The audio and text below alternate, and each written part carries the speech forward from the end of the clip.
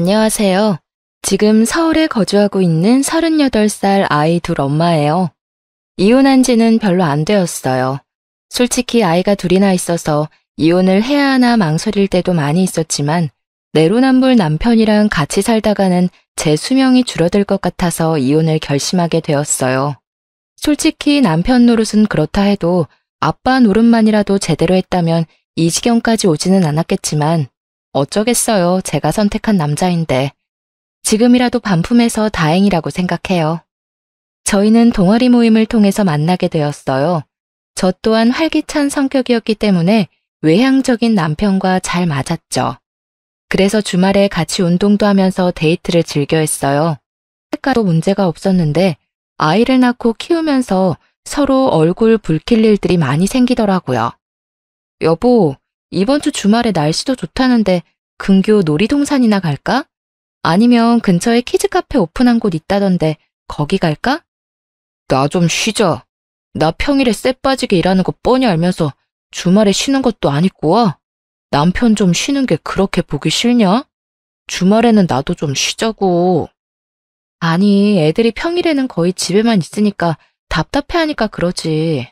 그럼 그냥 집 앞 놀이터에서 놀다가 새로 생긴 음식점 있던데 걸어서 산책하는 겸 저녁 먹고 오는 건 어때?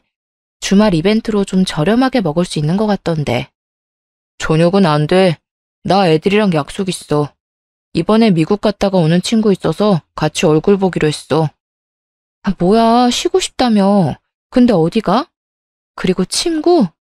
저번 주도 친구 만난다고 나가서 새벽에나 기어 들어왔잖아. 아니, 그렇게 친구가 좋으면서 왜 결혼했어? 애가 하나도 아니고 둘이나 되는데 왜 나만 챙겨야 해? 내가 평일에 어디를 가기를 하냐, 친구를 만나냐? 너는 집에서 놀면서 애기 보지만 나는 계속 일하다 요 근래 애들 좀 만나는 건데 뭘 그렇게 난리를 치냐? 그리고 솔직히 너 애들 생각해서 놀러 가자고 하는 거 아니잖아.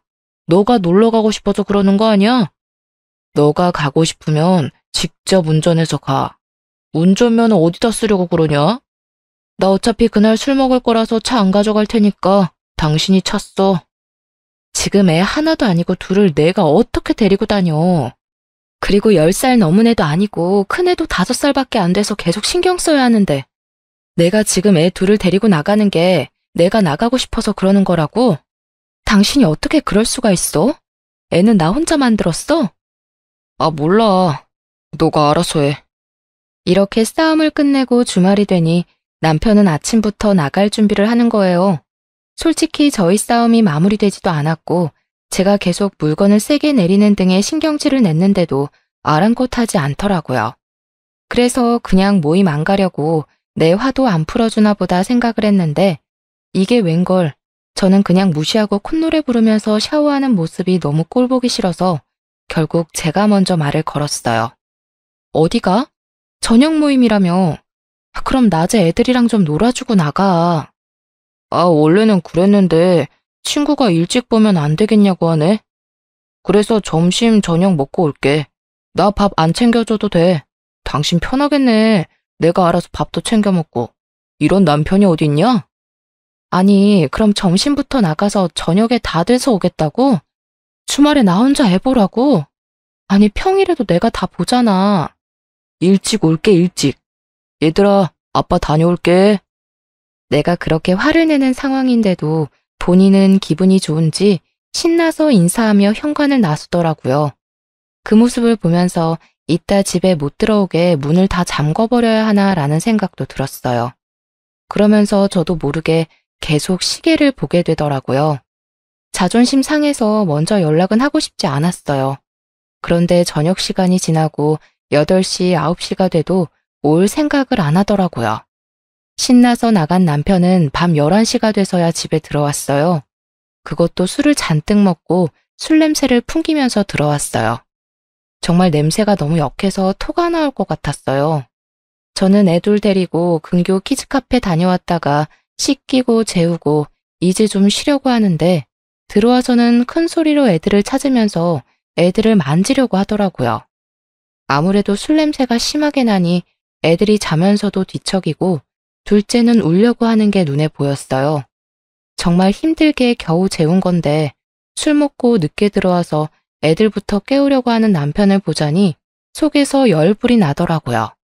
머리끄덩이를 잡아야 하나 싸대기를 때려야 하나 이걸 어떻게 해야 하나 생각하다가 발로 차버렸어요. 술을 워낙 많이 먹고 와서 그런지 아침에 다리에 멍들어 있는 걸 보면서 어디에 부딪혔나? 하는 모습이 웃겼어요. 그냥 발로 차서 침대 밑으로 떨어뜨릴 걸 그랬어요. 이렇게 모임을 잡고 계속 늦게 오는 일이 반복되는 도중에 둘째가 어린이집에 가게 되었어요. 둘째를 하루 종일 보고 있어서 제가 힘들었는데 몇 시간이지만 그래도 이제 좀 한숨 돌리겠다 생각이 들었어요.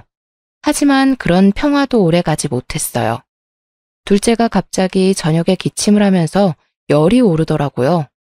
다음 날 어린이집에 전화해서 아무래도 아이가 열이 나서 등원을 못하겠다고 말씀드리니 지금 같은 반 원아가 폐렴으로 입원을 했다고 하더라고요. 그래서 저도 걱정이 돼서 병원에 갔다 왔어요. 그랬더니 폐렴 초기 증상이라 입원을 해야 할 것 같다 하시더라고요. 우선 알겠다고 하고 남편한테 연락을 했어요. 여보 바빠? 지금 병원 왔는데 둘째 열도 안 잡히고 폐렴 증상도 있어서 입원해야겠다고 하네. 그래? 그럼 입원해야지. 우선 짐도 챙겨야 하니 아직 입원은 안 했지? 이따 병원 갈 때 같이 가자. 알았어. 이따 집에서 봐. 그렇게 첫째도 하원시켜서 집에 있었어요. 혹시 몰라서 둘째 마스크도 씌우고 있고 큰애도 마스크 쓰라고 했거든요. 그러면서 기저귀랑 둘째 간식, 옷가지 등을 챙기고 있는데 첫째가 어디 가냐고 하더라고요.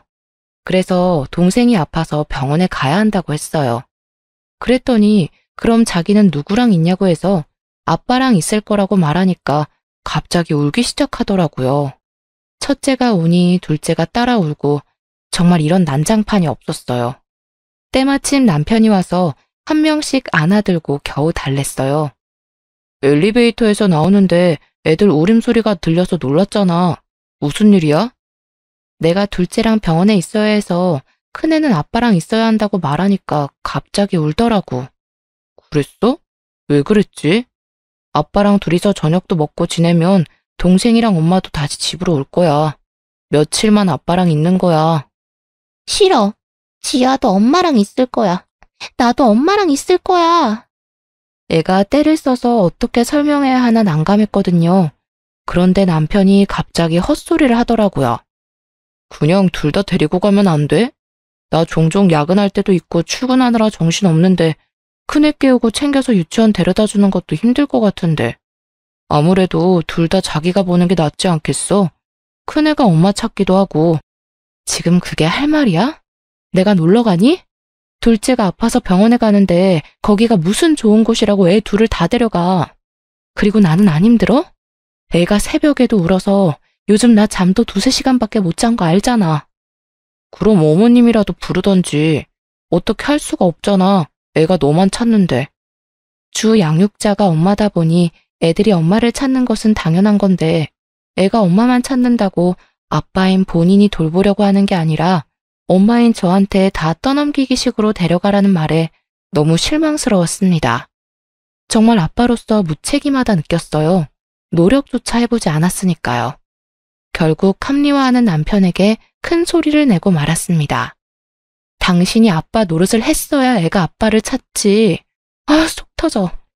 어쨌든 둘째는 입원을 시켜야 하니 결국 친정엄마한테 전화를 해서 도움을 요청했어요. 1시간 30분 거리에 사는 엄마에게 SOS를 쳐서 큰애 등하원만 좀 부탁했어요. 솔직히 시부모님께 연락을 드리고 싶었는데 마음 편하게 연락드리기가 어려워서 그냥 엄마한테 전화를 드렸거든요. 엄마가 일도 하고 계시는 중이라서 혹시 시간이 안 된다고 하면 시어머님한테도 가능한지 여쭤봐야겠다 생각했는데요. 친정엄마가 너무 흔쾌히 가능하다고 하시면서 매번 저희 집까지 찾아오셨어요. 그리고 둘째 입원 소속하는 것도 함께 도와주셔서 남편이 필요가 없었답니다. 그래도 나이 드신 엄마가 고생하는 게 마음이 안 좋아서 엄마한테 차라리 저희 집에서 생활하면서 큰애를 봐달라고 말씀드렸거든요. 근데 엄마는 집에 있는 사위가 불편해한다면서 거절하셨고 굳이 운전해서 매일 집을 왔다 갔다 하셨죠. 이렇게 엄마 도움 받아서 일주일 정도 무사히 입원이 끝났어요. 저는 도와준 친정엄마한테 너무 고마우니 성의를 봐서라도 용돈 정도는 드리는 게 맞겠다 싶어서 남편에게 말했죠. 그랬더니 펄쩍 뛰더라고요. 이게 펄쩍 뛸 만한 일인가 생각이 들었지만 그래도 돈은 남편이랑 얘기하고 보내드려야 할 것 같아서 처음에는 조곤조곤 얘기했어요.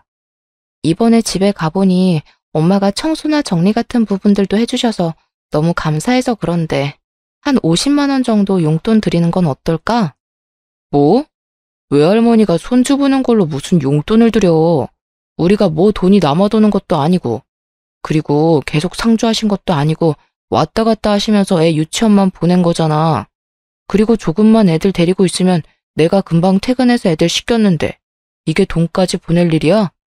본인이 그 일이 힘들다고 해서 제가 먼 거리에 있는 엄마한테 도움을 요청한 것인데 이렇게 말하니까 너무 화가 나서 막 쏘아붙였어요. 우리 엄마가 앞에 10분 거리 사는 것도 아니고 1시간 30분씩 왔다 갔다 하셨어. 기름값 정도는 드릴 수 있잖아. 내가 몇백만 원 드리고 싶어도 우리 상황 안 되니까 그거는 말도 안 해. 그런데 내가 드리고 싶다고 말하기 전에 당신이 먼저 얘기해야 하는 거 아니야? 사실 당신이 힘들다고 해서 내가 엄마한테 전화 드린 거잖아. 솔직히 나는 많이 드릴 수 있으면 더 많이 드리고 싶은데 우리가 그럴 만한 상황이 안 되는 거 아니까 50만 원만 드리자는 거야. 넌 나 혼자 돈 버니까 돈 버는 게 얼마나 힘든 줄 모르지? 한 달에 몇백만 원 버는 게 얼마나 힘든데 너네 엄마라고 50만 원 주자는 게 말이 된다고 생각해? 막말로 장모님이 좋아서 오셨는데 우리가 굳이 돈까지 줘야 되냐? 당신 말대로 우리 지금 상황 안 좋잖아. 가만 보니 당신은 왜 돈을 쓸 생각만 하냐? 뭐? 굳이 돈까지 줘야 되냐고? 진짜 당신 보면 내가 할 말을 잃어. 당신이 조금만 시간 내서 부지런히 애들 등하원시키면 될 일을 굳이 못한다고 해서 엄마가 오신 거야. 이걸 왜 돈을 줘야 되는지 이해를 못해? 가족이 아니더라도 우리를 위해 시간을 쓰셨는데 살이라도 하는 게 맞는 거라고. 당신 진짜 친정이라고 너무 날로 먹으려고 하네. 아주 서러워서 살겠어? 친정이 뭐 필요하면 당연히 도와야 되는 존재니? 가족끼리 돕고 사는 거지. 돈을 들이면 더 이상해진다니까. 하여튼 당신 드리기만 해봐. 난 분명 안 된다고 했어. 100만 원 보내달라고 하는 것도 아니고 50만 원으로 이렇게 큰 소리가 오갈 줄 몰랐어요. 하도 난리를 쳐서 결국 남편 몰래 모아둔 돈 조금 보내드리면서 너무 죄송하다고 했어요. 근데 엄마는 그마저도 뭘 보내냐고 너 힘들겠다고 애들 맛있는 거 사주라며 다시 보내셨더라고요. 진짜 너무 죄송했어요. 남편만 생각하면 한숨이 푹푹 나오더라고요. 돈 못 버는 서러움이 이런 건가 싶기도 하고 이놈이랑 계속 사는 게 맞나 싶은 생각이 들었죠. 솔직히 지금 육아휴직하고 있는 중인 거지 계속 일을 못하는 상황이거나 추후에 돈을 못 버는 것도 아닌데 이렇게 돈 쓰는 거 하나하나 눈치를 보고 허락을 받아야 하는 상황이 너무 짜증나서 그냥 갈라서는 게 나을까? 라는 생각도 들었어요. 하지만 애도 둘이나 있고 그놈이 그놈이겠지라는 생각에 이제 와서 어쩌겠어란 생각으로 겨우 버텼네요. 둘째도 이제 건강하고 어린이집도 잘 다니게 되니 저도 좀 살만하더라고요. 둘째가 어린이집에 잘 적응한 지 한 3, 4개월이 되니 제가 좀 여유가 생겨서 남편이 저녁 약속을 잡아도 흔쾌히 보내줬거든요. 저도 애들 어린이집, 유치원 보내고 나면 쉬는 시간도 생기기도 하고 종종 남편이 저녁을 먹고 오면 편할 때도 있었거든요. 애들끼리 대충 끼니를 때우는 것도 부담이 없고요. 애들은 반찬 투정도 안 하고 주는 대로 잘 먹는데 남편은 반찬이 이게 다냐며 투정만 해대니 제 성질만 나빠지더라고요. 차라리 남편이 하루에 한 끼라도 밖에서 먹고 오는 게 제 정신 건강에 더 도움이 되었죠. 그래서 남편 없이 저 혼자만의 여유 시간들이 소중해지더라고요. 여러분들도 다들 이러시나요? 부부가 항상 붙어 있을 필요는 없잖아요. 맨날 붙어 있으면 싸우기만 더하고 차라리 각자 여유 시간 즐기는 것도 좋은 선택이다 싶었네요. 그래서 남편이 사적인 약속 때문에 집에 늦게 오더라도 크게 화를 내진 않았습니다. 그냥 그러려니 하고 풀어준 거죠. 그런데 언제부턴가 매일매일 약속을 잡더라고요. 이 사람이 정말 약속에 미쳤나 싶었죠. 정도가 지나쳐서 결국 한마디 하게 되었네요. 여보, 나 오늘도 저녁 먹고 들어가. 오늘도? 이번 주만 벌써 3번이나 집에 안 들어왔어. 적당히 하고 오늘은 일찍 들어와서 애들이랑 놀아주고 씻겨줘.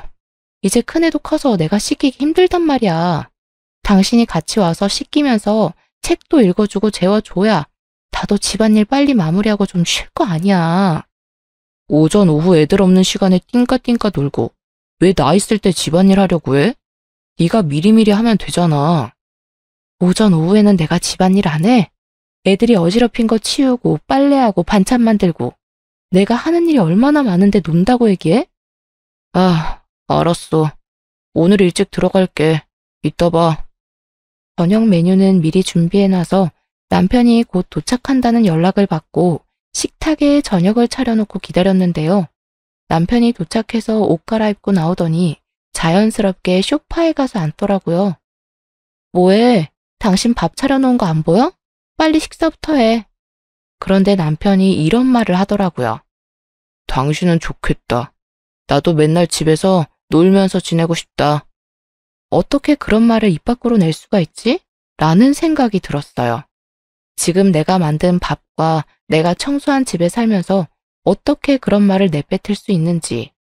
심지어 오늘은 애들이 놀이터에서 놀고 와서 남편 오기 전에 샤워시켜서 남편이 할 것도 없었거든요. 진짜 내가 다 해주니까 고마운 줄 모르는구나 라는 생각이 들었지만 한편으론 그래, 얼마나 회사 생활이 힘들겠어. 좋게 좋게 생각하려 애썼답니다. 남편이 식사를 끝내고 또 제가 설거지를 했는데요. 곰곰이 생각할수록 내가 왜 이런 취급을 받으면서 애들을 봐야 하나 싶더라고요. 아무리 긍정적으로 생각해도 남편의 말 한마디 한마디가 저를 비참하게 만들었습니다. 그리고 순간적으로 이런 상태를 지속하는 것은 좋지 않겠다 싶었죠. 이런 상황이 계속해서 반복되면 나 스스로 너무 작아질 것 같았거든요. 그래서 남편한테 복직 얘기를 꺼냈어요. 애들도 이제 좀 컸고 나 그냥 복직하려고. 둘째도 어린이집 생활 잘하고 있고 나도 시간 유연제로 해서 근무하면 부담도 없을 것 같아. 이제 자기가 육아휴직하는 건 어때? 아까 나한테 나 부럽다며. 맨날 놀고 먹는 것 같아서 부럽다며. 근데 나 전업주부 아니고 육아휴직한 거였잖아. 큰애 초등학교 들어갈 때 또 육아휴직 써야 할 수 있으니 한 1년 정도는 당신이 쓰는 게 어때? 이렇게 말했더니 아주 펄쩍 뛰더라고요. 그렇게 쉬고 싶다고 말했던 남자는 어디 갔는지. 무슨 말이야. 남자가 무슨 육아휴직이야? 그리고 둘째가 아직 3살도 안 됐는데 벌써 복직을 한다고? 너 엄마 맞냐? 어떻게 그렇게 생각할 수가 있냐? 진짜 어이가 없다. 그리고 내 커리어는 생각 안 해? 어? 지금 커리어가 중요해? 당신 진짜 말 너무 서운하게 한다. 가만 보면 당신은 애한테 도움 주는 게 하나도 없는 것 같아. 애는 나 혼자 낳았어? 왜 맨날 책임은 내가 져? 그리고 당신 혼자 돈 번다고 유세 떨고 나는 집에서 먹고 노는 사람처럼 얘기하는 것도 짜증나. 애들은 알아서 크는 게 아니야. 부모 손길이 필요하다고. 그 속에서 엄마가 할 일, 아빠가 할 일 따로 있는데 당신은 아무것도 안 하려고 하잖아. 그리고 커리어? 내 커리어는 나는 뭐 하고 싶은 게 없어서 애 키우냐? 당신 지금 이런 태도 내로남불이야. 커리어 꺾이는 게 그렇게 싫으면 군소리 말고 일하던가. 아님 육아휴직하고 애들 보면 되잖아. 남편은 제 말에 할 말이 없는지 화장실로 도망가더라고요. 이렇게 결론 없이 싸움으로 마무리되었죠. 세상에 남자가 얼마나 많은데 하필이면 이런 남자를 골랐을까 하는 좌절감에 며칠 내내 마음이 좋지 않았어요. 육아에 버거워 우울증이 찾아온 건지 아니면 모든 육아맘들이 이런 고충을 안고 사는지는 모르겠지만 너무 서러워서 눈물이 마르질 않았답니다. 그리고 며칠 뒤 첫째 학교에서 부모 참관 체육대회가 있던 날이었어요. 여보, 이따 11시 맞춰서 공원으로 와야 해. 엄마들은 먼저 가서 도와줘야 해서. 나 먼저 가니까 시간 잘 기억해서 와야 해. 알겠지? 알겠어. 머리 아파 죽겠으니까 그만 말해. 제가 2주일 전부터 남편에게 누누이 말했는데요. 그걸 알고도 그 전날 술이 떡이 되도록 마셔왔더라고요. 저는 아침부터 도시락이며 돗자리며 준비하느라 눈코 뜰 새 없이 바빴는데 이런 제 노력도 모르고 남편은 술 때문에 속이 울렁거린다며 투덜거리더라고요. 이 사람이 아이 아빠가 맞는 건지 왜 저 혼자 부모 역할을 하고 있는 건지 속이 참 답답하더라고요. 남편이 아니라 애를 한 명 더 키우는 느낌 뭔지 아시죠? 그래서 등짝을 퍽퍽 치면서 남편을 훈육하고 말았네요. 너는 생각이 있냐 없냐? 다음날 애기 부모 참관 체육대회 있는 거 뻔히 알면서 어떻게 그 전날 술을 그렇게 많이 먹고 올 수가 있어? 난 먼저 나가서 애들 챙기고 있을 테니까 당신 꼭 10시 40분에는 집 나와야 된다. 장소는 톡으로 보내놨으니까 확인하고. 시간 없어. 빨리 정신 차리고 일어나. 알았다고, 알았어. 머리 울리니까 제발 그만 좀 말해. 그렇게 저는 먼저 체육대회 장소에 가서 애들 챙기고 선생님이 요청하는 일들을 하고 있었어요. 하지만 10시 50분이 되었는데 남편이 안 보이는 거예요. 다른 애들은 아빠 하면서 즐겁게 뛰어놀고 있는데 우리 애는 계속 아빠는 언제 와? 아빠 오늘 안 와? 이러는데 환장하겠더라고요. 애는 계속 아빠만 찾지 남편은 보일 생각을 안 하지. 그래서 핸드폰을 찾아서 전화를 걸었어요. 지금 전화기가 꺼져 있사오니? 이 사람이 휴대폰을 충전을 안 하고 잔 건지 아님 일부러 꺼놓은 건지 1시간이 넘도록 전화기는 꺼져 있었습니다. 결국은 행사가 끝날 때까지 아이 아빠는 오지 않았어요. 저는 속이 썩어갔지만 애들 앞에선 억지로 웃으며 행사를 마무리했네요.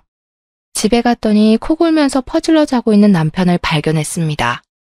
소파에 누워있는 남편을 발로 차서 깨웠어요. 야, 생각이 있어? 내가 아침부터 그렇게 말했는데 자고 있니? 지금 몇 시인 줄 알아? 몇 시인데?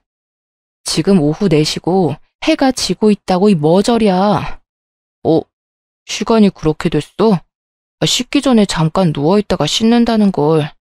미안해. 딸 미안해. 아빠 미워. 나만 아빠 없고. 아빠 진짜 미워. 그렇게 첫째는 방문을 쾅 닫고 방에 들어갔답니다. 며칠 동안 아빠한테 삐져 있을 게 분명했어요. 나 더 이상은 못 참으니까 이제 당신이 육아휴직 써. 나 다음 주에 복직 신청서 낼 거니까. 뭐? 진심이야? 애는 엄마가 봐야지. 다음 주 가서 바로 육아휴직 신청하고 와. 안 하고 오면 내가 회사에 전화해서 신청해버리라니까. 그렇게 남편은 육아휴직을 제출하고 저는 복직 신청을 진행했어요. 다행히 시기가 잘 맞았는지 육아 대체로 일하고 있던 분도 몇 달 전 임신에 성공하셨다며 다음 주 육아휴직을 가신다고 해서 제가 빠르게 복직을 할 수 있었답니다. 남편은 애가 둘이기도 하고 한 번도 육아휴직을 신청한 적이 없어서 어렵지 않게 승인이 되었어요. 확실히 대기업을 다니니 이런 복지가 있어서 좋더라고요. 그래서 남편은 제가 복직하고 일주일 뒤부터 육아휴직을 시작하게 되었어요. 처음에는 제가 출근하는 거 보면서 누워만 있으니 좋았나 봐요. 그런데 아이들 챙기는 일이 쉽지 않다는 거 아니까 그냥 냅뒀어요. 즐길 수 있을 때 즐기라고. 그런데 퇴근하고 집에 왔는데도 집안 꼴이 똑같더라고요. 처음에는 그래, 갑자기 애들 챙기게 되니 정신없겠지 생각해서 제가 이것저것 도와줬었어요. 와서 저녁을 해줄 때도 있고 제가 대신 애들 케어해줄 때도 있고요. 그런데 어느 순간부터 아무것도 안 하고 제가 가도 애들 TV 보여주면서 소파에 누워있더라고요. 그래서 화가 나서 나 밥 안 주냐고 소리쳤어요. 뭐해? 밥 안 차려? 나 배고파. 당신이 해. 나 오늘 애들 보느라 힘들었어. 뭐가 힘들어? 젖먹이 애기 있는 것도 아니고 어린이집 유치원만 보내놓으면 거기에서 다 해주는데. 그리고 나 입으로 하나도 없어. 빨래는 도대체 언제 할 거야? 당신 잊었어? 당신 입으로 그랬잖아. 집에서 노는 사람이 다 하는 거라고. 왜 안 해놨냐고.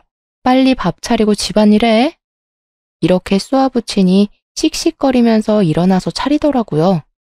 그래봤자 저희 부모님이 보내주신 반찬이랑 어머님이 만들어준 음식 데우는 것만 했었어요. 근데도 힘들다고 징징거리는 모습에 어이가 없었네요. 애들 재울 때도 저 혼자 방에 들어가서 자고 그랬어요. 애들이 엄마 찾아도 이제 아빠랑 자라고 단호하게 보냈거든요. 이렇게 며칠을 싸우고 냉랭한 분위기에서 퇴근한 저는 보란 듯이 아무 일도 안 하고 바로 잤어요. 일이 조금이라도 많아지면 바로 야근 신청을 했고요. 이런 날들이 반복되니 남편이 정말로 힘들었나 봐요. 제가 좀 일찍 출근했던 날에 남편이 문자를 보냈더라고요. 여보, 미안해. 전에는 몰랐는데 육아가 쉬운 일이 아니더라. 너무 힘들어서 요즘 근육통이 낫지를 않아. 밤마다 허리도 너무 아프고. 연약한 당신이 이걸 다 어떻게 해냈을지. 그동안 내가 당신한테 너무했지? 얼마나 화났으면 당신이 복직을 했겠어. 암튼 오늘도 수고하고 저녁에 퇴근하고 보자. 사랑해, 여보. 고작 한 달 만에 이렇게 꼬리를 내리다니. 저는 6년 넘도록 육아를 전담했는데도 하지만 남편의 진심 어린 문자 하나에 사르르 풀리고 말았네요. 한편으론 쌤통이라고 생각이 들면서도 내 남편이라고 안쓰러운 건 어쩔 수 없더라고요. 그래서 오늘 저녁은 외식이라도 해야겠다 싶어서 좀 빨리 퇴근했죠. 근데 웬걸? 신발장을 보는데 모르는 신발이 보이더라고요. 들어갔더니 식탁에 앉아 둘째를 보고 있던 어머님과 눈이 마주쳤습니다. 그래서 순간적으로 헉 했어요. 남편이 따로 언질을 한 것도 아니어서 저도 모르게 얼어붙게 되더라고요. 어머님 오셨어요? 여긴 어쩐 일로... 에휴. 별다른 말씀은 하지 않으시지만 제 얼굴은 보지도 않으시고 계속 애만 쳐다보고 계시더라고요. 그러면서 저를 훑어 쳐다보시는데 눈빛이 뭔가 쎄하더라고요. 그래서 남편을 방 안에 조심히 데리고 들어와서 이게 어떻게 된 거냐고 물어봤죠. 내가 애 보기 힘들다니까 엄마가 왔어. 왜? 그러면 안 돼? 솔직히 본인이 몇 달을 혼자서 봤으면 제가 이렇게까지 어이가 없진 않았을 것 같아요. 고작 한 달도 안 돼서 힘들다고 징징대는 모습에 저도 모르게 가자미 눈이 되더라고요. 남편은 구구절절 변명을 하기 시작했습니다. 너도 힘들 때 장모님 불렀잖아.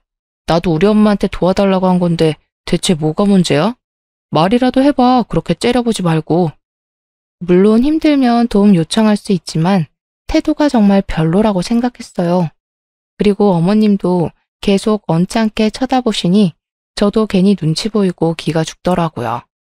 오전에 보낸 문자 하나에 화가 풀렸던 제 자신이 너무도 미웠습니다. 이 사람은 반성을 한 게 아니라 위기를 모면하려고 가짜 사과를 한 게 틀림없어요. 그렇지 않고서야 밤늦게까지 시어머니를 집에 있게 하다니. 이 남자는 정말 안 되겠다 생각이 들어서 결국 이혼하자고 말을 꺼냈어요. 당신은 정말 안 되겠다. 그냥 우리 이혼하고 각자 사는 게 더 행복할 것 같아. 애들은 어차피 내가 키우던 거니까 내가 양육권 친권 가져갈게. 양육비는 많이 바라지도 않아. 그냥 애들 한 명당 100만 원씩 보내주던가. 아니면 그냥 둘 합쳐서 150만 원이라도 보내줘. 뭐? 이혼? 그리고 왜 당신이 당연히 양육권을 가져갈 거라고 생각해? 애가 한 명도 아니고 둘씩이나 되는데 이혼 얘기를 어떻게 그리 쉽게 할 수 있어? 당신 하는 행동 봐. 내가 그런 말 안 하게 생겼나? 충동적으로 이혼했다가 나중에 애들한테 원망 들으면 어쩌려고? 애들이 나중에 겪을 고통은 생각 안 해? 아빠 없는 자식 소리 듣게 하고 싶니? 그리고 이혼 가정에서 자란 애들 중에서 정서적으로 이상한 애들이 얼마나 많은데 그런 애들이 사회 나가서 사고도 치고 그러는 거야. 그리고 애들 이혼 가정이라고 왕따라도 당하면 어떡해? 아니 애들 걱정 그렇게 하는 사람이 행동을 그런 식으로 해? 당신이 잘했어 봐. 내가 이런 고민하나. 당신이 행동을 그런 식으로 하니까 내가 그런 거 아니냐고. 그리고 무슨 이혼 가정 애들이 정서가 안 좋아. 우리는 맨날 이렇게 싸우는 거 보여주는 게 애들 정서에 더 안 좋을 것 같은데 당신 같은 아빠랑 사는 우리 애들이 불쌍해. 정말 입에는 담을 수 없는 말을 서로에게 하면서 싸웠어요. 하지만 저도 한편으로는 아빠 없는 애들을 만들고 싶지 않다는 생각이 들어서 조금 더 참아보자라는 생각으로 3달을 버텼네요. 종종 어머님이 오셔서 아이들을 봐주기도 했고 남편도 나름 열심히 하는 것 같아서 이렇게 그냥저냥 지나가나 보다 했지만 결국 큰 게 터졌어요. 일하고 있는 도중에 어머님한테 전화가 왔어요. 곧 회의 들어가야 돼서 전화는 받지 못했고요. 문자로 시간 날 때 전화 좀 달라고 왔길래 불안한 마음에 회의에 제대로 집중할 수가 없었답니다. 그래서 어머님한테 전화 걸기 전에 남편한테 먼저 전화를 걸었죠. 그랬더니 남편은 별일 없었고 허리 아프다고 일찍 가셨다는 말밖에 안 하더라고요. 퇴근하는 길에 어머님께 전화를 드리니 갑자기 푸념을 시작하셨어요. 너는 내가 나이가 몇인데 손주를 이렇게 매일 봐줘야 하니? 손주 보느라 나는 친구들도 못 만나고 맨날 시간에 얽매여서 사는 게 얼마나 힘든지 아니? 애들 아빠야, 남자니까 섬세하지 못한다고 해도 너는 그러면 안 되는 거 아니지 않니? 네? 무슨 말씀이세요? 정말 이해가 하나도 안 되더라고요. 물론 힘드시니까 푸념을 할 수 있다고 생각했어요. 하지만 제가 뭘 잘못한 게 아닌데도 다짜고짜 화부터 내시니 가만히 듣고만 있는데 어머님 본심이 술술 들리더라고요. 내가 이렇게 나이 먹어서 손주까지 봐주는데 용돈 하나 없는 게 말이 되니? 네 남편이야 그런 거 모른다고 해도 너는 어머님 고생하시니까 용돈 좀 드려야 된다고 말할 수 있지 않니? 너는 그런 센스도 없이 사회생활을 어떻게 하니? 결국 돈이 필요하다는 말씀이셨어요. 솔직히 용돈 드릴 수 있죠. 그런데 아들한테도 말도 못하시고 저한테 전화해서 용돈 달라고 하는 게 속이 너무 보이는 행동 아닌가요? 그러면서 저번에 오신 친정엄마랑 시어머니가 너무 비교되더라고요. 심지어 엄마는 용돈을 드린다고 해도 거절하셨는데 시어머니는 다짜고짜 전화해서 맡긴 돈 찾는 사람처럼 혼내시니 저도 마음 한켠 불만이 쌓이더라고요. 아, 어머니. 애기 아빠가 예전에 저희 엄마가 도와주러 왔을 때 용돈 드리자고 하니 할머니가 손주 예뻐서 오시는 건데 뭘 돈을 드리냐고. 그러면 오히려 더 불편해할 거라고 했거든요. 그래서 어머님도 아이들 예뻐서 봐주시는 거라 생각해서 용돈은 생각 못했어요. 애들 아빠랑 얘기해 볼게요. 저는 서둘러 전화를 끊은 후 집에 와서 남편이랑 얘기했어요. 오늘 어머님한테 전화 왔는데 나한테 용돈 보내달라고 하시네? 당신은 어떻게 생각해? 엄마가 많이 힘들었나 보네. 아무래도 그 연세 애들 보는 게 힘들잖아. 한 달에 200만 원 정도 보내드리는 건 어떨까? 사실 우리 엄마 오면서 집도 깨끗해지고 자기도 나도 편하잖아. 정말 이렇게 말했습니다. 믿기시나요? 예전에 저보고 50만 원도 많다고 열불대던 남자가 맞나 싶더라고요. 마치 다른 사람 같았습니다. 그게 아니면 자기가 했던 말을 기억을 못하나? 바보인가? 이런 생각까지 들더라고요. 예전에 우리 엄마가 애들 봐줬을 때에는 용돈 드리자고 하니 손주 보고 싶어서 오시는 건데 무슨 용돈이냐고 했잖아. 그리고 그때는 50만 원도 아까워하더니 이제는 뭐? 200만 원? 말이 돼? 당신 뭐 나 몰래 모아둔 돈 있어? 그랬나? 내가 그랬을 리가 없는데. 근데 뭐 그건 지난 일이고 이번에는 도움받고 있는 중이니까 그냥 드리자. 이런 내로남불이 따로 있나 싶었어요. 그리고 용돈 드리자는 말을 어쩜 저리 쉽게 할 수 있을까요? 속에서 열불이 났어요. 예전에 우리 엄마 도움 받았을 때 흔쾌히 용돈 드렸다면 저도 조금 많은 돈이긴 하지만 시어머니 고생하는 건 사실이니 참고 드렸을 거예요. 그런데 가족끼리 돈 주고받으면 안 된다는 사람이 200만 원을 드리자고 하는 게 말이 되나요? 여보, 친정엄마도 저번에 무급으로 일하셨어. 용돈을 줘도 오히려 싫다고 하셨고. 근데 어머님은 먼저 돈 달라고 하시는 게 좀 그렇네. 에이, 그건 그냥 등어업만 시킨 거고 이건 다르잖아. 애를 봐주셨으니 그만큼 돈을 드리는 게 당연하지.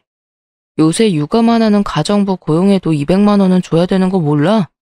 엄마도 그 정도 노동은 하니까 그만한 돈을 주자는 거지. 뭐? 우리 엄만 안 되고 너네 엄만 된다는 그런 논리는 어디서 왔어? 진짜 못 들어주겠네. 아, 근데 우리 돈 없잖아. 나도 어머님께 드릴 돈 없어. 지금 나 혼자 벌어서 상황이 안 좋은데 월 200만 원을 어떻게 주겠어? 어머님이 정 힘들어 보이면 자기가 더 집안일하고 애들 보면 되겠네. 그러고 문을 쾅 닫고 들어왔어요. 그랬더니 쪼르르 들어와서 아니 말을 왜 그렇게 하냐며 성질을 내는데 저는 아랑곳하지 않았어요. 그리고 돈을 그렇게 주고 싶으면 스스로 투잡을 하든 부업을 해서 직접 주라고 말했죠. 하지만 본인이 힘든 거는 하기 싫었나 봐요. 곧바로 꼬리를 내리더라고요. 본인이 생각해도 억지를 부리는 것이라고 생각을 했는지 그 뒤로는 어머님 용돈 달라는 말을 안 해서 잘 마무리되었나 보다 생각을 했어요. 그런데 제가 가타부타 얘기 드리는 것도 없고 따로 연락 주는 것도 없으니 어머님이 답답하셨는지 슬그머니 남편한테 전화를 하더라고요. 그땐 제가 옆에 있어서 통화 내용을 대충 엿들었어요. 그런데 어머님 태도도 좀 너무하더라고요.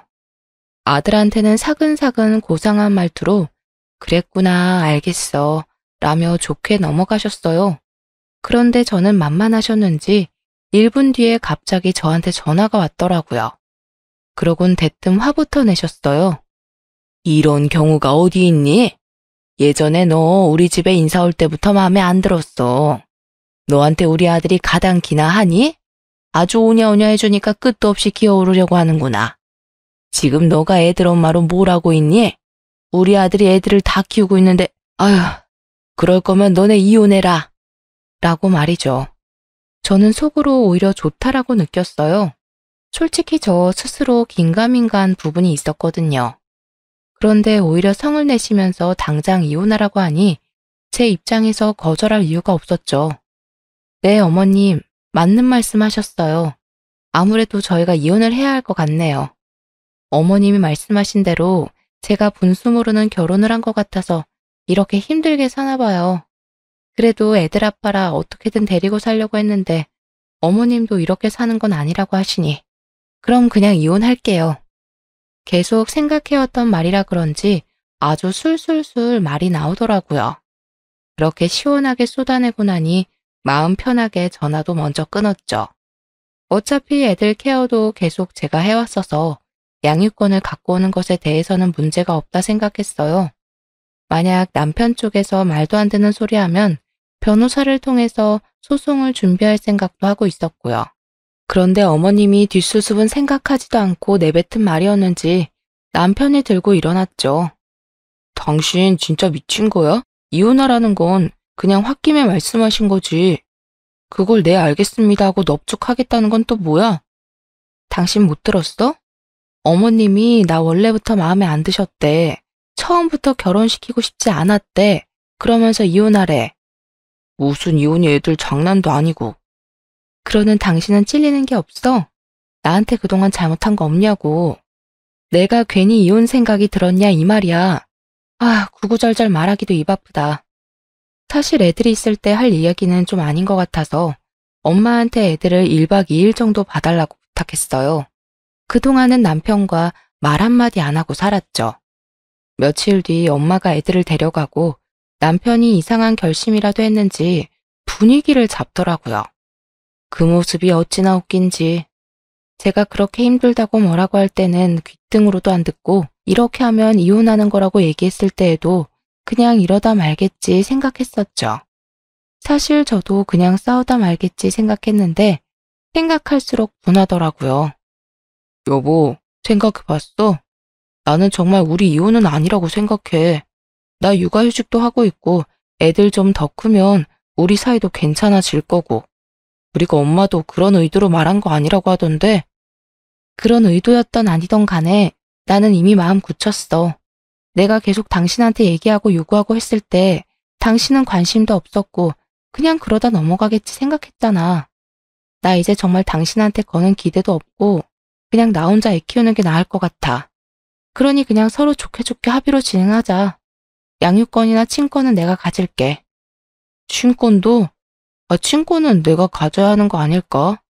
양육은 당신이 한다고 해도 그래도 애들 아빠는 나니까. 친권은 내가 가져야 하는 거 아니야? 친권이랑 양육권이랑 나눠 가지면 나중에 애들 병원 가서 수술 받거나 하면 보호자 2명 동의가 필요해서 번거로워져. 그리고 당신이 언제부터 아이들 위해서 신경 썼다고 그래? 저는 남편을 계속 몰아붙였어요.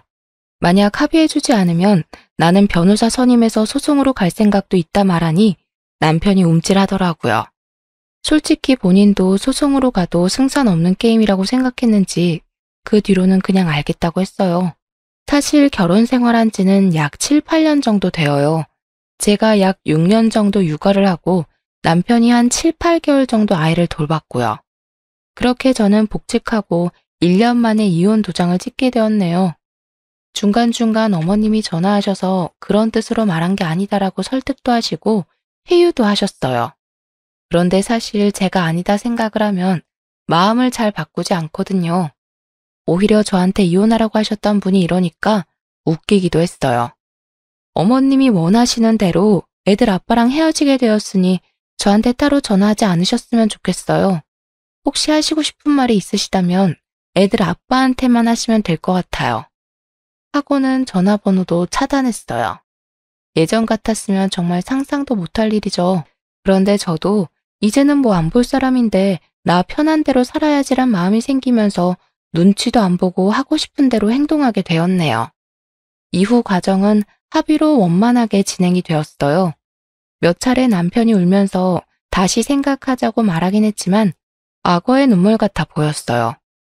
예전 같았으면 뭔가 짠하면서 마음도 아프고 그랬을 텐데 질질 짜는 모습 보면서 이제는 좀 찌질하기도 하고 남편한테는 그래 있을 때 잘하지 그랬냐 라고 하고 말았네요.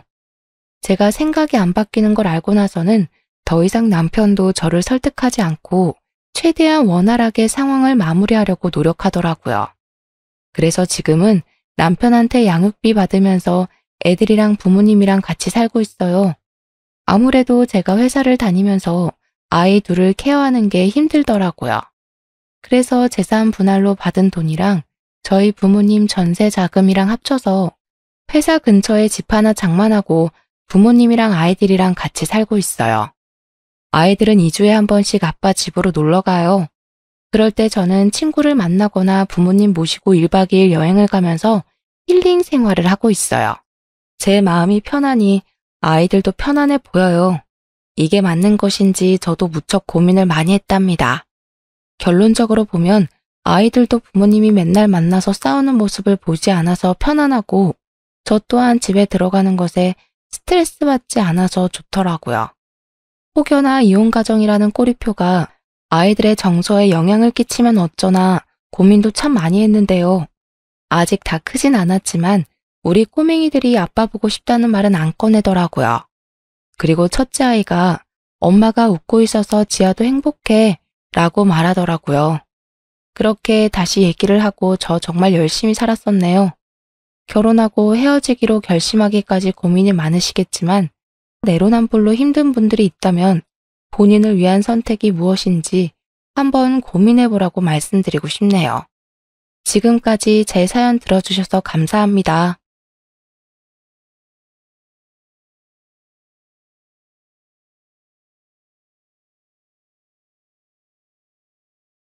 여러분은 지난 5월 가정의 달을 무사히 보내셨나요?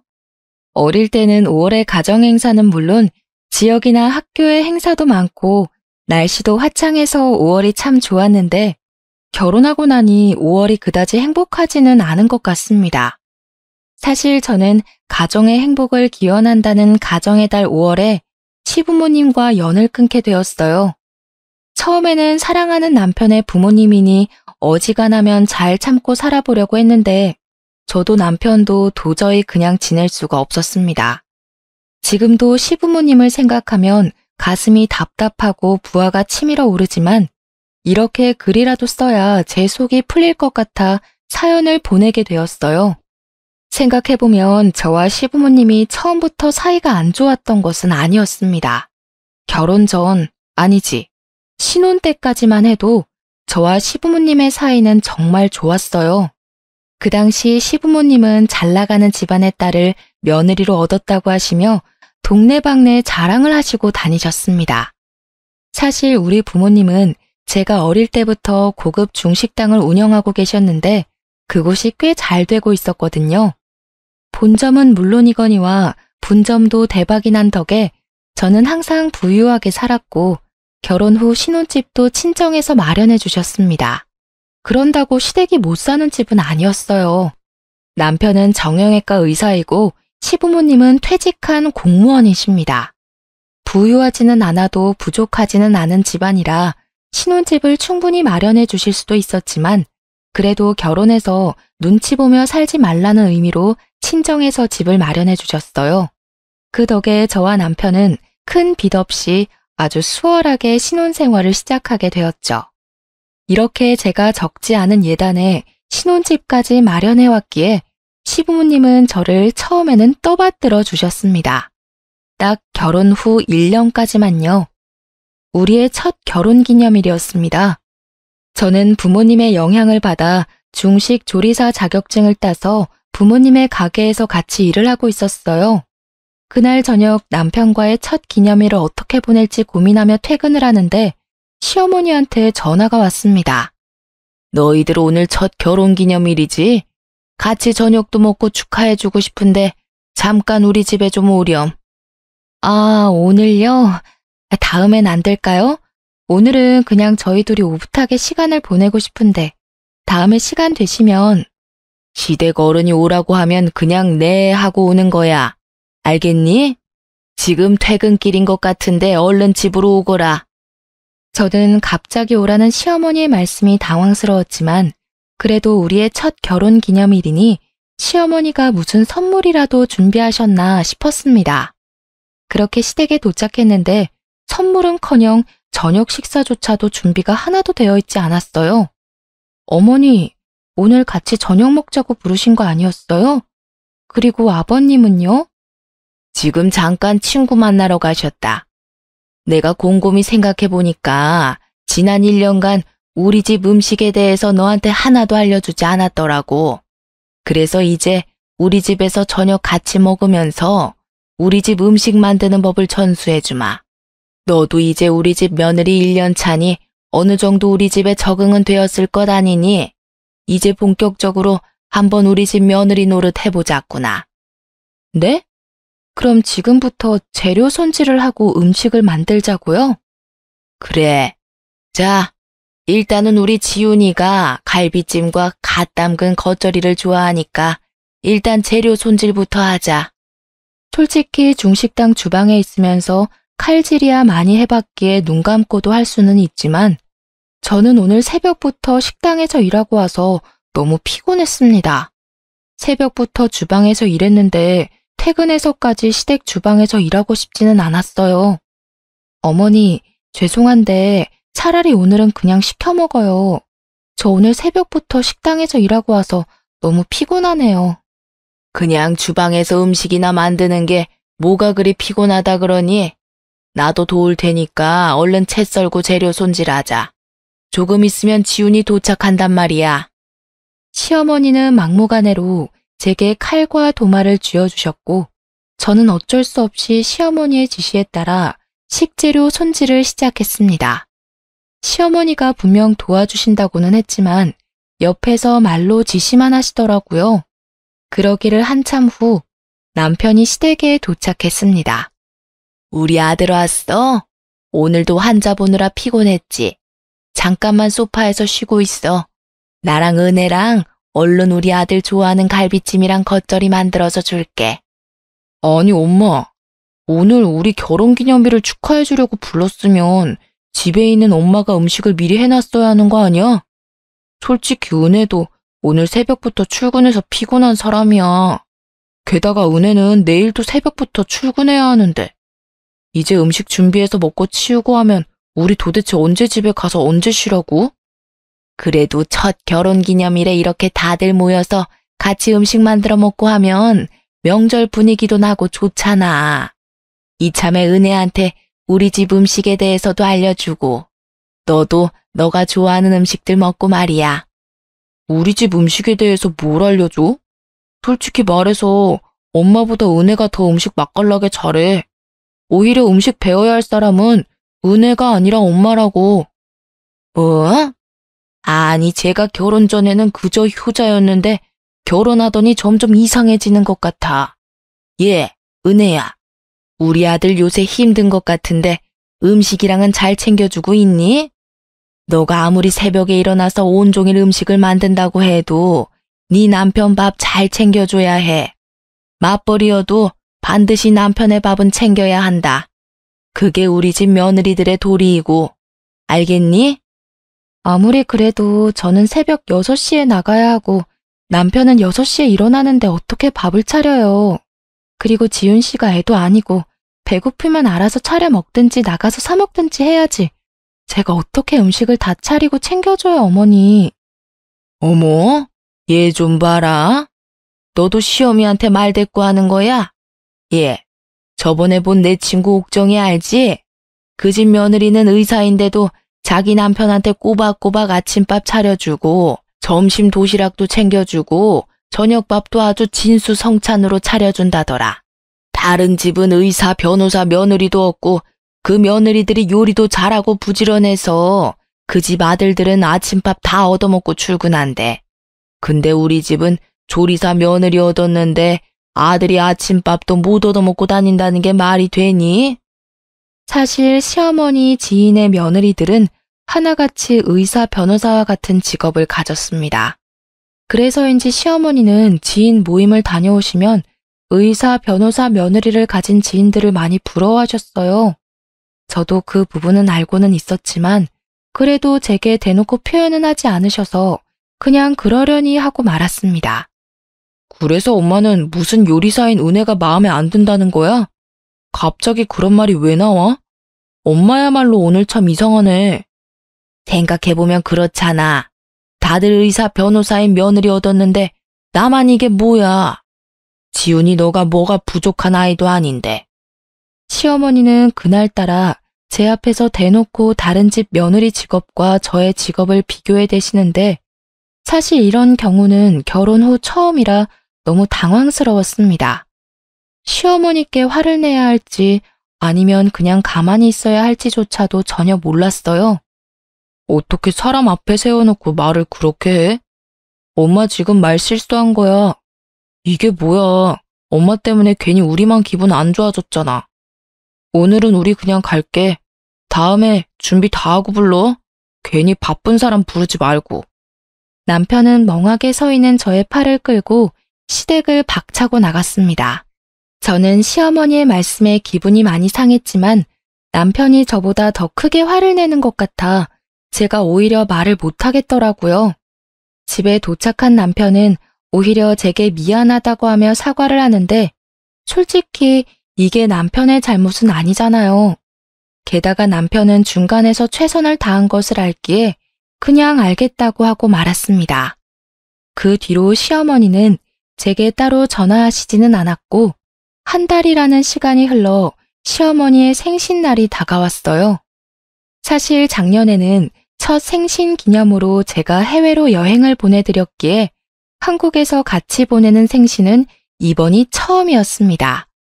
저는 며느리로서 내심 잘해드리고 싶었어요.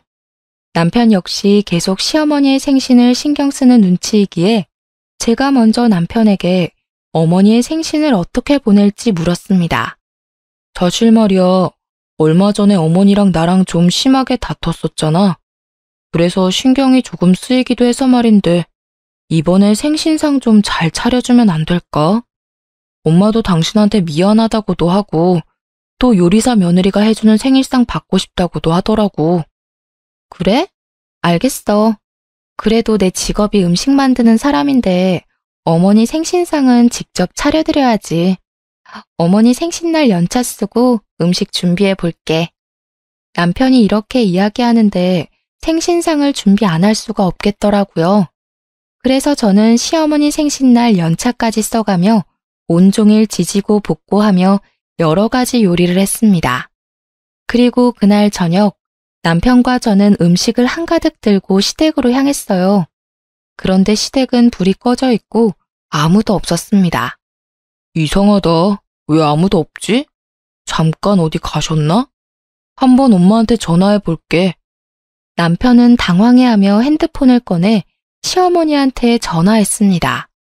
시어머니가 바로 전화를 받기는 하셨는데 주변이 꽤 시끄러웠어요. 나 지금 부부 동반으로 골프 치러 왔는데 2박 3일 일정이니까 내일 모레 집에 갈 거야. 골프? 엄마가 며느리한테 생일상 받고 싶다고 해서 은혜가 오늘 연차까지 써가면서 음식 잔뜩 만들어 왔는데 미리 말 좀 해주지 그랬어요. 내가 언제 생일 당일날 먹고 싶다 그랬니? 그리고 생일인데 집에만 있으면 우울하잖아. 엄마 기분 전환도 할 겸 나왔어. 그리고 그런 걸 할 계획이었으면 나한테 미리 말을 했었어야지. 엄마가 분명히 생일상 받고 싶다고 했으니 나는 당연히 오늘 별다른 일이 없는 줄 알았죠. 생일 당일에 받아야지. 생일 전으로 받는 건 생일상이 아니잖아요. 은혜 식당까지 빠져가면서 음식했는데 이거 어떡해. 은혜가 뭐 남의 돈 받는 직장을 다니는 것도 아니고 그래봤자 사장님이 지 부모님인데 뭐 그거 하나 이해 못 해주겠니? 아무튼 요리하느라 고생은 했겠네. 냉장고에 넣어두고 가. 냉장고에 잘 보관하면 3, 4일 정도는 문제 없을 거야. 나 바쁘니까 끊는다. 아 참, 은혜한테 집에 온 김에 청소 좀 하고 가라고 해라. 시어머니와 전화를 끊고 남편은 저를 보며 미안해서 어쩔 줄 몰라 했습니다. 사실 아무리 부모님 식당이라지만 부모님과 저만 일하는 것도 아니고 다른 직원들도 있어서 연차 쓸 때 눈치 보이는 것은 마찬가지였거든요.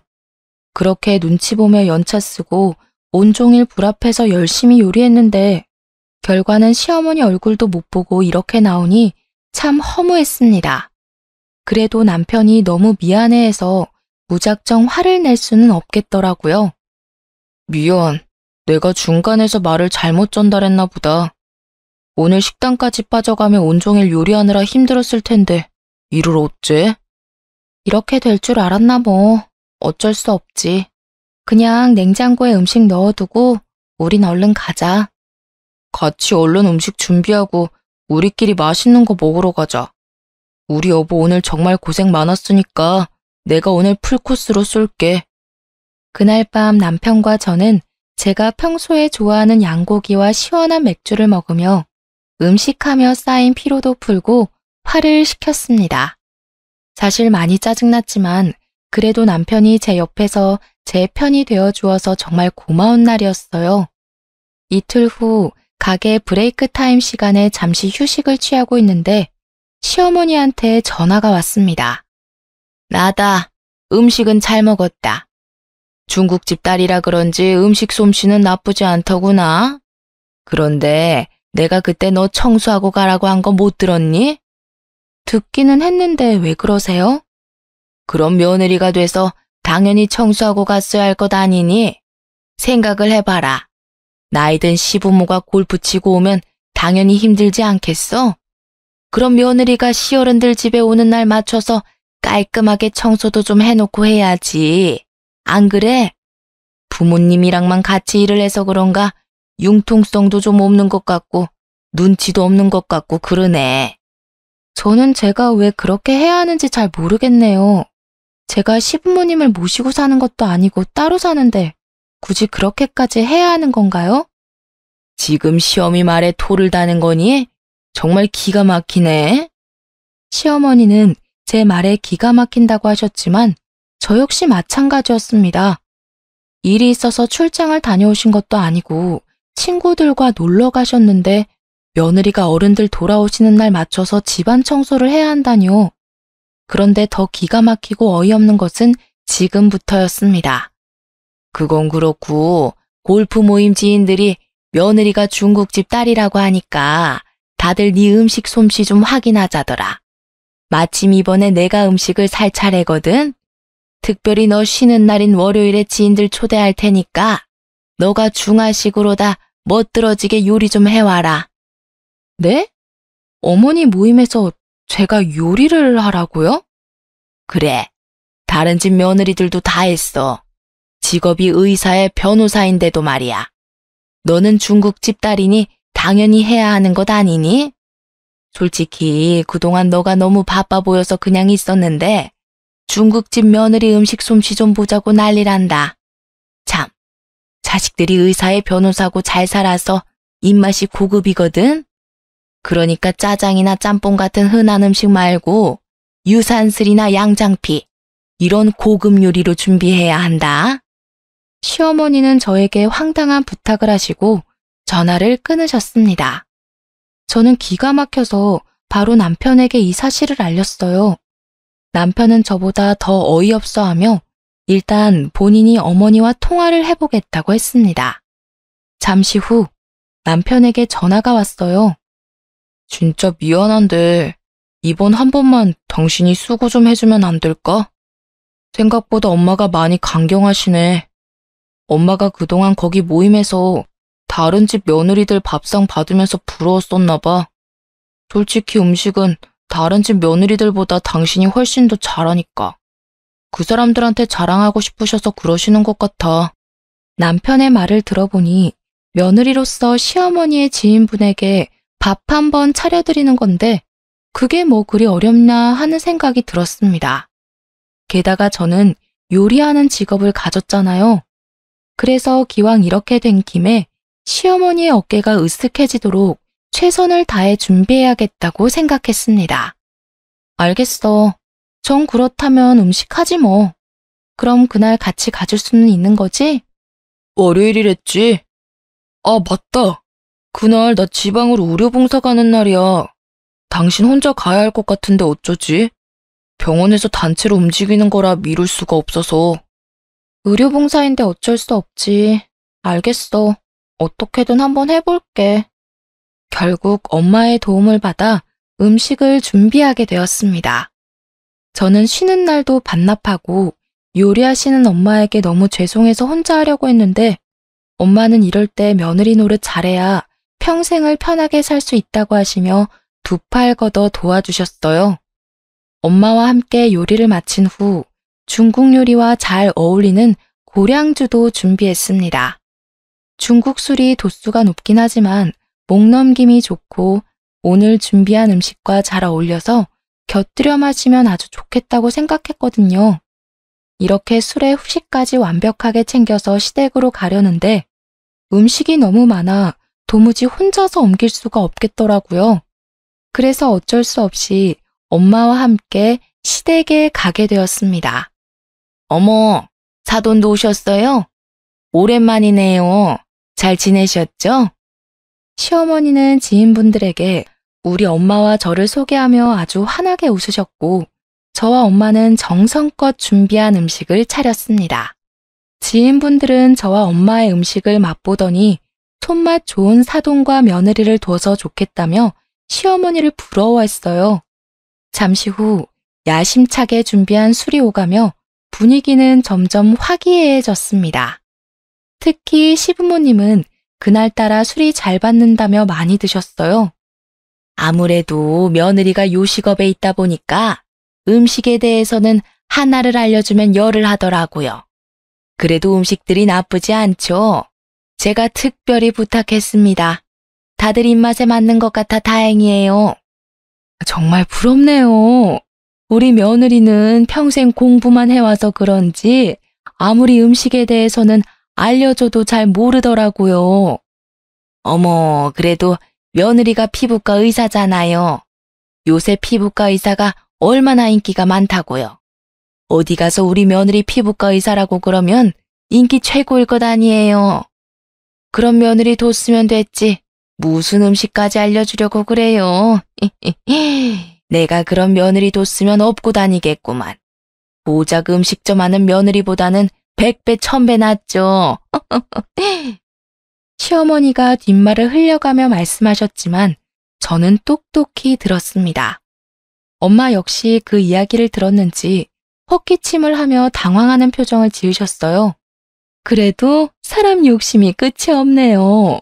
음식 솜씨가 영 없어서 우리 아들 밥은 어떻게 잘 먹고 사나 걱정도 되고요. 그나저나 부럽네요. 음식 솜씨 좋은 며느리 두셔서. 그래봤자 뭐 식당 운영하는 며느리인걸요. 사실 저 어디 가서 말도 못해요. 요새 다들 며느리들이 의사, 변호사라 식당 운영하는 며느리는 명함도 못 꺼낸답니다. 안 그래요, 여보? 그렇지. 요새는 어쩜 며느리들이 잘 나가는지 몰라. 여기 계신 분들, 며느리들도 다들 사자 직업 가졌잖아요. 솔직히 짱깨집 딸보다는 의사 변호사가 훨씬 낫지. 안 그래요? 시부모님은 술에 취하셨는지 얼굴이 벌개져서는 대놓고 저와 엄마의 직업을 무시했고, 그 자리에 있던 저와 엄마는 점점 기분이 상해 표정 관리가 안 되기 시작했습니다. 저와 엄마의 표정이 변한 것을 눈치챈 시어머니의 지인들은 서둘러 저와 엄마를 칭찬했어요. 에이, 맛있는 음식 만들어서 기쁨을 주는 요리사라는 직업도 멋진 직업이죠. 게다가 요즘같이 어려운 시기에 식당을 계속 운영하는 게 얼마나 힘든 일인데요. 저는 며느리와 사돈이 정말 대단하다고 느껴지는걸요. 대단은 무슨. 요새는 지방 구석에 가도 다 있는 짱깨집 사장이 뭘 그리 대단하다고. 옛날에 못 살 때야 짱깨집 하면 우아했지만 지금 짱깨 요리는 솔직히 개나 소나 먹는 음식이지 뭐. 안 그려? 아버지, 지금 뭐라고 하셨어요? 개나 소나 먹는 음식이요? 지금 이게 다 얼마짜린지 아세요? 뭐 많아봤자 5만 원 정도 하겠지. 5만 원이요? 이거 다 고급 요리라 다 더하면 60만 원이에요. 저는 최선을 다해 고급 음식을 준비했는데 개나 소나 먹는 음식이라는 소리를 들으니 기분이 너무 나쁘네요. 시아버지는 제 말에 콧방귀를 끼며 여전히 술에 취해 의사, 변호사 며느리를 얻지 못한 아쉬움을 드러냈습니다. 이깟 60만 원짜리 한 끼 식사가 뭘 대수라고. 내가 의사, 변호사 며느리만 얻었으면 이딴 음식 맨날 먹을 수 있어. 알아? 참나. 이봐요. 나이 먹고 술 취했으면 곱게 취할 것이지 어디서 지금 술주정이야. 그렇게 의사 며느리 얻고 싶으셨으면 왜 우리 은혜랑 왜 결혼시켰어? 우리는 처음부터 은혜 쟤 마음에 안 들었어. 우리는 우리 아들과 동급인 의사나 변호사와 결혼시키려고 했다고. 그런데 전현이 우리 지훈이를 어떻게 꼬셨는지는 몰라도 지훈이가 전현 없으면 못 살겠다잖아. 그래서 어쩔 수 없이 결혼시켰으면 감사합니다 하고 말 것이지 뭘 그리 큰 소리야 이 여팬네가. 여팬네요? 그래도 사돈이라고 봐줬는데 더는 못 참아. 나는 성격 더러워서 이딴 사람들한테 내 음식 공짜로 못 줍니다. 음식값 60만 원 다 내놓으세요. 아우, 정말 더럽고 치사해서 돈 줄게요. 그깟 60만 원 얼마나 한다고. 자, 여기 카드. 시어머니는 자신의 지갑을 꺼내와 카드를 엄마 앞에 던졌고 엄마는 그 카드를 주어 다시 시어머니한테 던졌습니다. 카드 리더기 없어요. 현금으로 주세요. 정말 가지가지하네. 기다려봐요. 시어머니는 큰 방으로 가서 현금을 가져왔고 정확히 60만 원을 세셔서 엄마에게 선심 쓰듯이 돈을 건넸습니다. 엄마는 그 돈을 받으시고는 저를 데리고 시댁에서 나오셨어요. 너 설마 시댁에서 이런 대우 받으면서 그동안 산 거니? 내가 너 시댁에서 눈치 보며 살지 말라고 일부러 신혼집까지 해줬는데 이게 뭐야? 임서방도 너를 이렇게 무시해? 시부모님은 원래는 안 그러셨는데 최근에 내가 좀 편해지셨는지 말을 편하게 하셔. 그래도 남편이 항상 중간에서 잘 막아주고 있어. 그러니까 너무 걱정하지 마. 엄마는 당장 남편에게 전화해서 따질 것이라고 하셨지만 의료봉사로 타지에 있는데 굳이 신경 쓰이게 하고 싶지 않았습니다.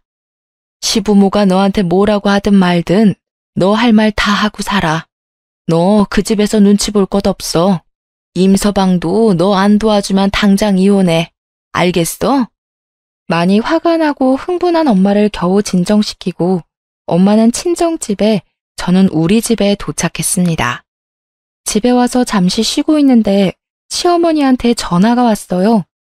저는 왠지 시어머니가 술에 취해 고운 말을 하지 않을 것 같아 녹음 버튼을 눌렀습니다. 너는 지금 내 모임을 이렇게 박살내놓고 그냥 가버리냐? 너랑 너네 엄마 때문에 분위기가 완전 이상해졌잖아. 빨리 와서 사과 못해? 먼저 우리 집 무시한 건 어머니 아버지세요. 어떻게 사람을 앞에 두고 의사 변호사 며느리를 바랬다는 소리를 하세요? 그럼 우리가 뭐 잘못이라도 했다는 거야? 아이고, 며느리 무서워서 무슨 말을 못하겠네. 어쨌든 우리가 술 취해서 뒷정리 하나도 못할 것 같으니 와서 뒷정리 좀 해라. 의사 변호사 며느리도 아닌데 그 정도는 해야 하지 않겠어? 제가 왜 뒷정리를 하러 다시 가야 하는데요? 말이 돼요? 왜 말이 안 돼? 식당에서도 손님이 밥 다 먹으면 직원들이 와서 치우잖아. 넌 오늘 우리 모임을 위한 직원으로 왔으니까 얼른 와서 치우라고. 시어머니는 술에 취해서 말 같지도 않은 소리를 주저리 하고 계셨고, 더는 대화할 필요가 없다고 생각되어 전화를 끊었습니다. 그 후 몇 번의 전화가 더 왔지만 저는 받지 않았어요. 다음 날 남편이 의료봉사를 마치고 집으로 돌아왔습니다. 저는 남편에게 어제 있었던 일들을 말하려 했지만 남편이 너무 피곤해 보여서 굳이 말하지는 않았어요. 우리는 간단히 맥주 한 잔을 하며 쉬고 있는데 시어머니가 남편에게 전화했습니다. 아들, 의료봉사는 잘 다녀왔어? 이 애미는 어제 은혜 그년 때문에 아주 힘들었단다. 그게 무슨 소리세요? 안사람이 어제 음식 다 해서 간 거 아니었어요? 시어머니는 남편이 전화를 받자마자 제 험담을 하기 시작했습니다. 남편은 제 눈치를 보며 방으로 들어가려고 했지만 저는 무슨 말씀을 하려나 궁금해서 들어가려는 남편을 붙잡았어요. 음식을 잔뜩 만들어 오긴 했지. 아니, 그런데 내가 모임에서 다른 집 며느리들 직원 말했다고 은혜 그년이랑 안 싸더니 발끈해서는 한바탕 뒤엎고 음식값까지 알차게 현금으로 받아갔어. 뭐? 그럼 엄마 또 다른 집 며느리들은 의사 변호사인데 은혜는 요리사네 뭐네 하면서 비교질한 거야? 비교가 아니라 그냥 그렇다 이거지. 솔직히 말해서 의사 변호사 며느리랑 짱깨집 며느리가 비교되니? 난 솔직히 어디 모임 가면 며느리 이야기 꺼내지도 못한다 쪽팔려서. 정말 너가 은혜 그년 없으면 못 산다고 난리쳐서 어쩔 수 없이 결혼은 시켰다만 솔직히 넌 의사인데 짱깨집 딸내미가 어디 가당키나 하냐고. 엄마, 솔직히 우리 집이 뭐 잘나면 얼마나 잘났다고 그래. 우리 집이 갑부야? 우리나라를 쥐고 흔들 만큼 엄청난 집안이냐고. 어머, 그 정도는 아니어도 일단 넌 의사잖아. 의사면 급이 맞게 의사 며느리를 만났어야지. 뒤떨어지게 짱깨집 딸이 뭐야? 그래봤자 나는 내 병원 하나 없는 그저 월급쟁이야. 솔직히 내 월급보다 장인어른 장모님이 버시는 돈이 훨씬 더 많다고. 제발 쪽팔리니까 어디 가서 그런 소리 하지 마. 그리고 장인어른 장모님 운영하시는 식당을 짱깨집이라고 함부로 부르지도 마. 참나. 꼬리 100개는 달린 여우 같은 년이 너를 제대로 구워 삶았나 보다. 야, 너도 정신 차리고 살아, 이 모질이야. 엄마가 널 그렇게 바보같이 가르치든? 지금 바보 같은 사람은 내가 아니라 엄마와 아버지예요. 지금 시대가 어느 시대인데 사람을 직업으로 차별해? 밖에서 그런 소리하고 다녔다가는 욕 한 바가지 먹어요. 아시겠어요? 야, 아유, 진짜 자식이라고는 하나밖에 없는데 그놈이 여자한테 홀딱 홀려서 이 애미 속도 몰라주고. 니네 아빠랑 술이나 마저 마셔야겠다. 시어머니는 한바탕 소리를 고래고래 지르시더니 전화를 끊으셨고 저는 남편에게 어제 있었던 모든 일을 다 말했습니다. 그리고 어제 시어머니와 통화하며 녹음했던 파일까지 다 들려주었어요. 남편은 술에 취해 저에게 오만 가지 소리를 다 하는 시어머니의 목소리를 듣더니 갑자기 주먹을 꽉 쥐었습니다. 그러고서는 전화기를 들어 시어머니한테 전화를 걸었어요. 엄마한테 미안하기는 한가 보지? 이렇게 바로 전화하는 것을 보면 말이야. 아니요, 미안은 무슨. 저 이제 엄마와 영 끊겠어요. 정말 예전부터 느꼈지만 엄마 말이나 행동 하나하나 너무 쪽팔려. 다시는 저나 은혜에게 전화하지 마세요. 우리가 어떻게 살든 신경 쓰지 마시라고요. 남편은 시어머니한테 연을 끊겠다는 소리를 고래고래 지르더니 전화를 끊어버렸습니다. 제가 평소에 하고 싶었지만 차마 내뱉을 수 없던 말을 남편이 시원하게 해주니 고마웠고 한편으로는 미안했어요. 만약에 남편이 저와 결혼하지 않았다면 이런 일도 없었을 거잖아요. 어찌 보면 저로 인해 부모와 자식 사이가 틀어졌으니 마냥 제가 원하는 대로 되었다고 좋아할 수만은 없겠더라고요. 남편은 속에서 열불이 난다며 생수를 들이켰습니다. 그리고 잠시 후 이번에는 시아버지한테 전화가 왔어요. 네 엄마한테 다 들었다. 이게 무슨 못돼 먹은 짓이야? 옛말에 부모와 자식 간의 관계는 천륜이라고 했다. 어떻게 네가 감히 하늘이 정한 연을 끊겠다고 해? 네가 그러고도 사람이야? 어서 네 엄마한테 죄송하다고 사과해. 사과요? 저는 제 가족을 모욕하는 아빠랑 엄마를 도무지 용서할 수가 없어요. 은혜와 장모님께 진심으로 사과할 때까지 저는 두 분 안 보고 살 거예요. 그리고 매달 드렸던 용돈도 끊을 테니 그런 줄 아세요. 더는 할 말 없으니 전화 끊습니다. 사실 우리는 결혼한 직후부터 시부모님에게 매달 용돈을 200만 원씩 드리고 있었습니다.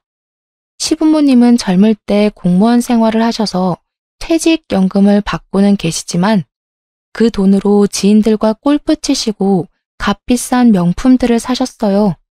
그 덕에 항상 두 분은 돈이 부족했고 그래서 우리를 만날 때마다 힘들다는 소리를 노래처럼 부르셨습니다. 하도 돈이 없다고 난리치니 저와 남편은 많은 대화 끝에 매달 200만 원이나 되는 용돈을 드리고 있었어요. 남편은 이런 상황을 정말 싫어했고 저나 친정 부모님께 많이 부끄러워했습니다. 왜냐면 친정은 중식당이 본점에 이어 분점도 잘 돼서 가게 건물까지 사버려서 나름 건물주라 매달 상가 월세를 받고 있었어요.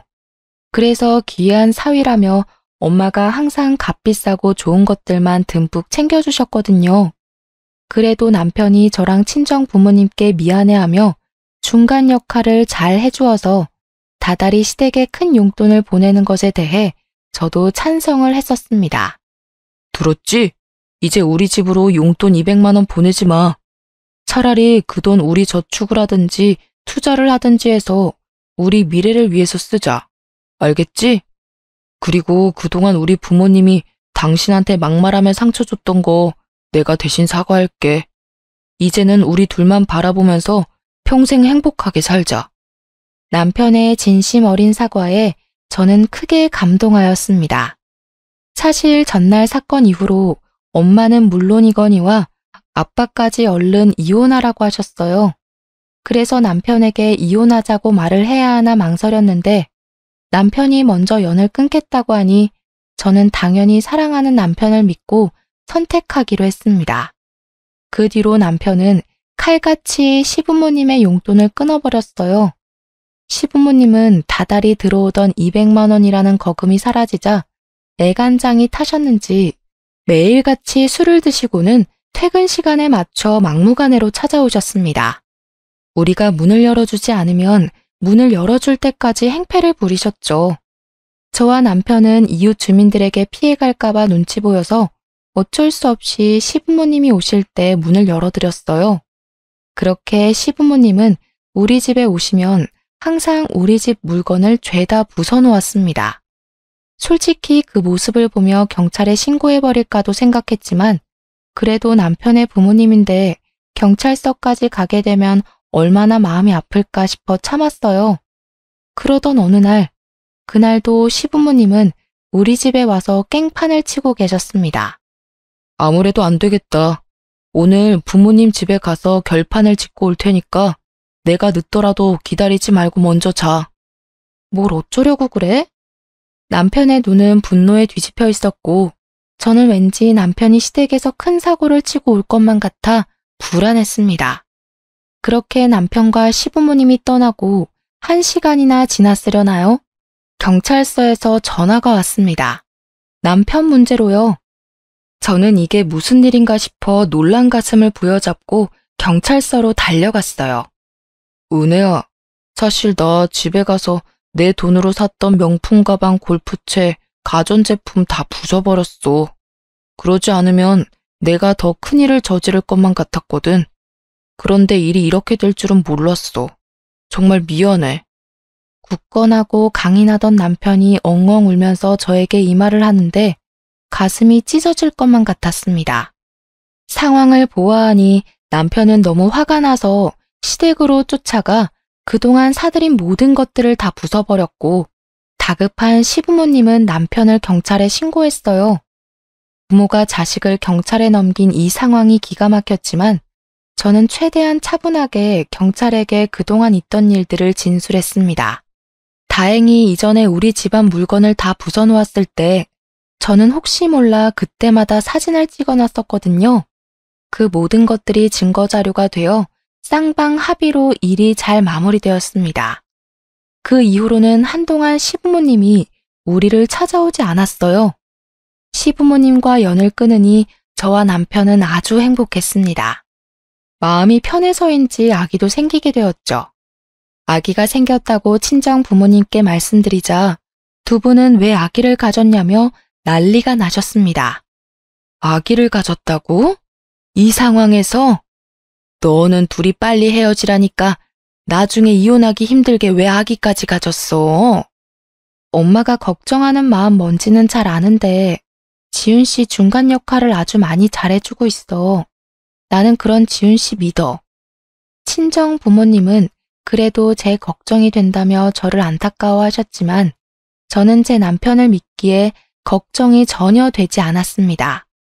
그 뒤로 펼쳐진 280일의 임신 기간은 생각보다 힘들었지만 남편이 잘 도와주고 항상 저를 배려해 주었고 그 덕에 저와 남편을 반반씩 닮은 건강하고 예쁜 딸 효진이가 태어났어요.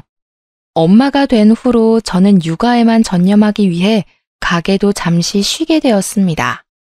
그러던 어느 날 효진이를 낮잠 재우고 잠시 쉬고 있는데 누군가 집 대문을 두드렸어요. 인터폰을 통해 보니 시부모님이었습니다. 집안에 있는 거 다 안다. 아기 낳았다면서 어떻게 이 할애비 할머니한테 손주 얼굴 보여주지도 않냐? 못된 년, 빨리 문 열지 못해? 짱깨집 딸년이라 못 배워서 그런 거지 뭐. 얼른 문 열어. 당장 문 안 열면 우리 집 대문 부숴버린다. 우리 한다면 하는 성격인 거 알지? 저번처럼 너네 집 싹 다 한번 부숴줄까? 시부모님은 아주 위협적으로 문을 두드려대기 시작했고 낮잠을 자던 효진이는 큰 소리에 경기하듯이 울기 시작했습니다. 아기 울음소리가 들리자 시부모님은 그야말로 미친 사람처럼 문을 두드려댔어요. 평소에 제 성격 같아서는 확 문을 열어서 소금이라도 뿌려버리고 싶었지만 남편도 없는 이 상황에서 괜히 문 열었다가 저와 효진이가 무슨 봉변을 당할지 몰라 무서웠습니다. 저는 두려운 마음에 병원에 있는 남편에게 전화를 걸어 상황을 이야기했어요. 얼마 전에 엄마 골프 모임 지인이 여기 환자로 와서 대화하다가 효진이 태어난 것을 말했는데 그분이 말해줬나 봐. 효진이는 괜찮아? 울고불고 난리 났지. 이를 어쩌면 좋아? 지금 두 분 다 집에 갈 생각이 전혀 없어 보이는데 지금 올 수 없지? 오늘따라 환자분이 너무 많네. 일단 큰 방에 들어가서 문 잠그고 경찰에 신고해. 그리고 할 수 있으면 지금 부모님이 욕하고 행패 부리는 거 다 영상 촬영해놔. 저번에 집 다 부숴놓은 사진까지 다 제출해서 오늘 접근 금지 신청하러 가자. 여보, 진심으로 이런 일 겪게 해서 미안해. 저는 남편의 말대로 경찰에 시부모님을 신고하고 시부모님의 행태를 다 영상으로 촬영했습니다. 다행히 접근 금지 신청이 받아들여져 이제 시부모님이 우리 집에 또 오시면 벌금을 내야 하는 상황이 되었습니다. 그렇지만 저는 집에 있기가 너무 두려웠고 그래서 그나마 안전한 친정집 바로 옆집으로 이사를 하게 되었어요. 남편의 병원에서는 꽤 거리가 있지만 남편도 친정집 바로 옆이라서 마음이 놓인다고 하며 좋아했습니다. 친정 옆집으로 이사를 해서 종종 남편과 친정 부모님이 만나게 되었는데 처음에는 부모님이 남편을 못 믿어했어요. 하지만 남편은 매일 저녁 일부러 들려서 부모님께 인사드리고 부모님의 마음의 벽을 허물기 위해 노력을 했습니다. 그 덕에 우리 부모님은 남편에게 마음을 열게 되었어요. 이렇게 마음 편하게 살던 어느 날 동네 친한 언니에게서 전화가 왔어요. 효진이는 잘 크니? 어쩜 이사하고 연락이 한 번 없니? 동네에도 안 놀러 오고 말이야. 누가 보면 아주 지방으로 이사 간 줄 알겠다. 미안해, 언니. 언니도 알잖아. 시부모님이 행패 부리셨던 거. 혹시라도 그 동네 갔다가 또 시부모님 만날까봐 무서워서 못 가겠더라고. 알지. 너희 시부모님 요새도 술 마시면 이 아파트 주위를 어슬렁거리고 있더라. 저번 주에는 술에 잔뜩 취해서 비틀거리며 오셔서는 아파트 정문에서 너랑 남편 찾으면서 고래고래 소리 지르고 난리도 아니었어. 동네 언니의 말에 시부모님이 더는 이전 동네로 찾아오지 못하게 해야겠다는 생각이 들었습니다. 아파트 주민들에게도 큰 민폐잖아요. 그래서 아파트 주민들이 가입한 커뮤니티에 시부모님의 사진과 그동안 했던 모든 행적을 소상히 적어서 올렸어요.